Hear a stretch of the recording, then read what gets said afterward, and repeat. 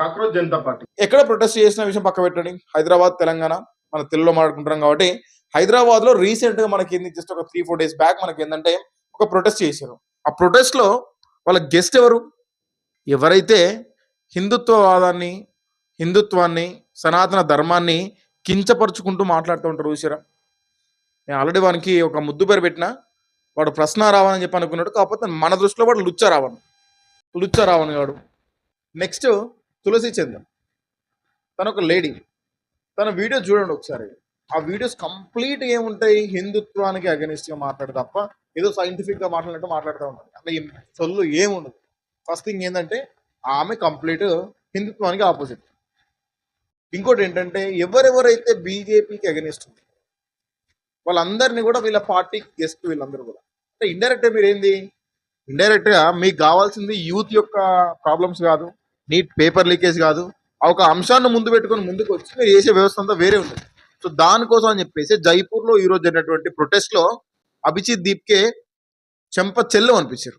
అందుకోసం కదా నేను కాక్రోచ్ జనతా పార్టీని తప్పుపట్టట్లే ఇక్కడ, సో మన యూత్ ని తప్పుపట్టట్లే. ఎందుకు అంటున్నా అని చెప్పేసి అంటే కాక్రోచ్ జనతా పార్టీ ముందుకు వచ్చిన తర్వాతకి దేశంలో ఉన్నటువంటి యూత్ అందరూ కూడా చాలా సంతోషించారు. మనకంటూ ఒక పార్టీ ఉన్నది, మన వాయిస్, మన ప్రాబ్లమ్స్ ఏమైనా ఉంటే, మన ఎగ్జామ్స్ గురించి కావచ్చు, పేపర్ లీకేజ్ కావచ్చు, ఇంకేమైనా ప్రొటెస్ట్లు చేయడానికి మనకంటూ ఒక మంచి ప్లాట్ఫామ్ దొరికింది. దీని ద్వారా గట్టిగా మన గల్లాన్ని మనం వినిపించవచ్చు. ప్రభుత్వం ఈ వాయిస్ వింటది. సో ప్రభుత్వం వరకు కూడా ఈ వాయిస్ మనం ఈజీగా రేజ్ చేయవచ్చు అని చెప్పేసి అనుకున్నారు. కానీ స్టార్టింగ్ లో ఓకే, స్టార్టింగ్ లో బాగానే ఉన్నది. Cockroach Janata party paper leakage అని చెప్పేసి మాట్లాడింది. లోక్సభలో ఈ సీట్లు తగ్గకుండా 50% రిజర్వేషన్ ఇస్తా అని చెప్పేసి అన్నది. ఇంకా చాలా మాట్లాడింది. దేశంలో దొరుకుతున్నటువంటి అనేక రకాల అన్యాయాల మీద మేము పోరాడదాం అని చెప్పడం జరిగింది. ఖచ్చితంగా పోరాడాలి. కాకపోతే మీరు చేస్తున్నది ఏంది, వెరీ క్లియర్ గా ఎవరైతే బీజేపీకి అగెనిస్ట్ ఉంటారో వాళ్ళని తీసుకుంటా ఉన్నారు, మీకు గెస్ట్లు అని చెప్పి అంటా ఉన్నారు. ఎవరైతే హిందుత్వానికి వ్యతిరేకంగా ఉంటారో వాళ్ళని తీసుకుని మీరు గెస్ట్లు అని చెప్పి అంటా ఉన్నారు. ఇండైరెక్ట్ గా మీ మాస్క్ మీరే తీసి చూపిస్తా ఉన్నారు మీ ఫేస్ ని. మేము బీజేపీకి అగెనిస్ట్, మేము హిందుత్వానికి అగెనిస్ట్ అని చెప్పేసి. ఒక్కొక్కడు అందులో ఉన్నటువంటి ఆ గెస్ట్లు ఎట్లున్నారని చెప్పేసి అంటే ఎవడైతే వింటున్నాడో లుచ్చారావన్, ఒకసారి ఈ క్లిప్ చూడండి ఒకసారి. స్పీచ్ మొదలు పెట్టే ముందు ఒక 3 స్లోగన్స్ ఇస్తా, తద్వారా చాలా మంది సాటిస్ఫై అయిపోతారు. జై శ్రీరామ్, చాలా మంది సాటిస్ఫై ఉంటారు. ఎవరైతే లేదా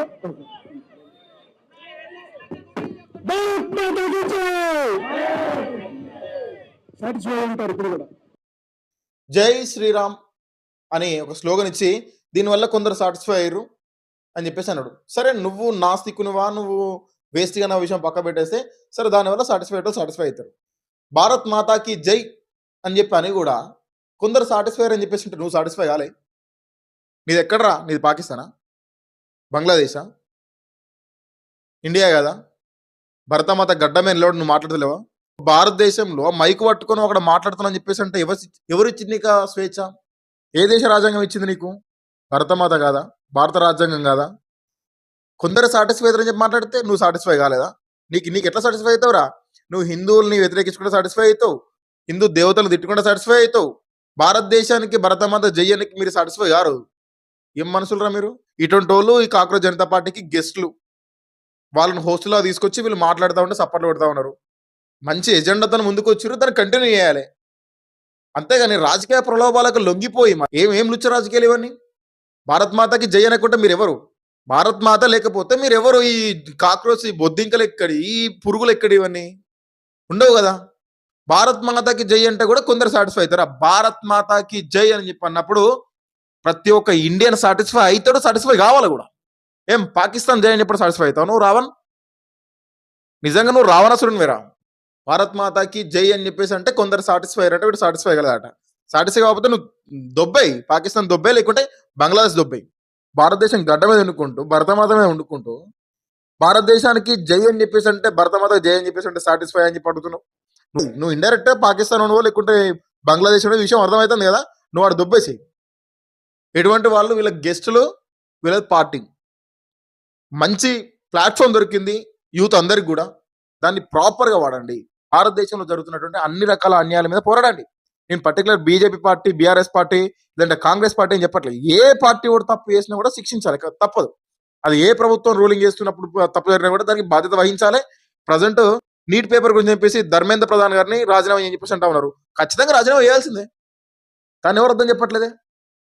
అంతేగాని ఒక యూత్ యొక్క ప్రాబ్లమ్స్ ముందు పెట్టి మీరు వెనకాల వేసేంత కూడా దొంగ రాజకీయం ఉంటే ప్రజలు అంత పిచ్చోళ్ళేం కాదు కదా.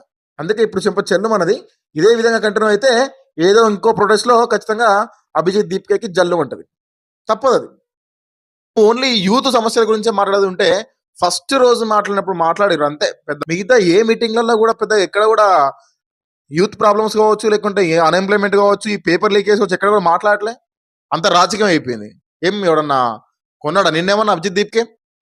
నీ చుట్టిన వాళ్ళని చూస్తున్నా అర్థమవుతుంది కదా నువ్వు ఏ పార్టీలో పనిచేస్తున్నావు, ఎవరి కోసం పనిచేస్తున్నావు అని చెప్పేసి. అనవసరంగా దేశ సమగ్రతకు భంగం కల్పించే ప్రయత్నం చేస్తున్నాడు అభిజిత్ దీప్కి. ఇది నా ఒపీనియన్. ప్రశ్నిస్తే ప్రశ్నిస్తే ఎవరు దేశద్రోహులు కాదు, ఎవడైనా ప్రశ్నించవచ్చు. నువ్వు స్టేట్ లెవెల్లో ఉంటే స్టేట్ గవర్నమెంట్ ప్రశ్నించు, సెంట్రల్లో ఉన్న సెంట్రల్ గవర్నమెంట్ ప్రశ్నించు. యాజ్ ఏ ఇండియన్ సిటిజన్ గా నువ్వు ఎక్కడైనా కూడా ఎవరినైనా కూడా నువ్వు ప్రభుత్వాన్ని ప్రశ్నించవచ్చు. అన్యాయం జరిగినాక ప్రతి చోట దానికి సపరేట్ కార్డు ఏం అవసరం లేదు, గుర్తింపు కార్డు లాగా. ఎక్కడైనా ఎవరైనా కూడా ప్రశ్నించవచ్చు. ప్రశ్నిస్తే దేశద్రోహులు ఎవరు చెప్పట్లేదే. మరి చాలా మంది ప్రశ్నిస్తూ ఉన్నారు కదా, వాళ్ళందరినీ దేశద్రోహులు అని చెప్పేసి అన్నారా? మీరు చేసినటువంటి కుట్రలో భాగంగా మీ వెనకాల ఉన్నది ఎవరో అంత తెలీదా? మమతా బెనర్జీ, ఆమ్ ఆద్మీ పార్టీ, కాంగ్రెస్ పార్టీ, ఇది మీ వెనకాల బ్యాక్గ్రౌండ్ నడిపించుకుని మీరు నడిపిస్తా ఉన్నారు. ఇది చూసే మీ చుట్టుపక్కల చూసే వాళ్ళు చూస్తే అర్థమైతే లేదా? స్టూడెంట్ ప్రాబ్లమ్స్, అన్ఎంప్లాయ్మెంట్ ప్రాబ్లమ్స్ అని చెప్పేసి స్టార్ట్ అయ్యి ఆ విషయాన్ని మొత్తం తుంగలో ఎక్కేసి బీజేపీకి అగ్రెస్ట్ గా మాట్లాడు స్టార్ట్ చేశారు, హిందుత్వానికి అగ్రెస్ట్ గా మాట్లాడు స్టార్ట్ చేశారు. హిందుత్వానికి ఎవరైతే అగ్రెస్ట్ గా మాట్లాడతారో వాళ్ళు కాక్రోచ్ జనతా పార్టీకి చీఫ్ గెస్ట్లు, ఎవరైతే బీజేపీ పార్టీని తిడతారో వాళ్ళు కాక్రోచ్ జనతా పార్టీకి చీఫ్ గెస్ట్లు. వాళ్ళని పట్టుకొని వీళ్ళు ఊగులాడుతూ ఉంటారు. నిజంగా నీకు అన్ఎంప్లాయ్మెంట్ మీద, స్టూడెంట్స్ యొక్క ప్రాబ్లమ్స్ మీద ఫైట్ చేయాలని చెప్పేసి వాటి గురించి ఫస్ట్ మాట్లాడు.